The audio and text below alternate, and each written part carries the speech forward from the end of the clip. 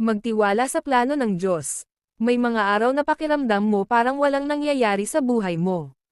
Nananalangin ka, pero parang walang kasagutan. Nagtatanong ka, Panginoon, bakit ganito ang buhay ko? Huwag kang mawalan ng pag-asa.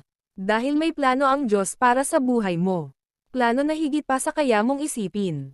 Sapagkat nalalaman ko ang mga plano ko para sa inyo, plano ng kapayapaan at hindi kasamaan, upang bigyan kayo ng pag-asa at magandang kinabukasan.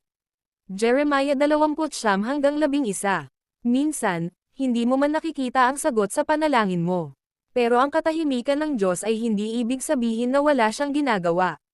Sa likod ng lahat, may ginagawa ang Diyos na mas maganda, mas tama, at mas tamang panahon. Tiwala lang, kahit mahirap. Tiwala kahit hindi mo naiintindihan. Tiwala kahit walang kasagutan. Dahil ang Diyos ay laging tapat. Ang plano niya ay laging mabuti. At ang oras niya ay laging perpekto. Ang lahat ng bagay ay gumagawa para sa ikabubuti ng mga umiibig sa Diyos. Romans 8:28. Kaya kung pakiramdam mo ay nawawala ka sa tamang direksyon, magtiwala ka, dahil ang plano ng Diyos ay laging mas maganda kaysa sa plano mo. Magtiwala sa plano ng Diyos. Hindi siya nahuhuli, hindi siya nagkakamali.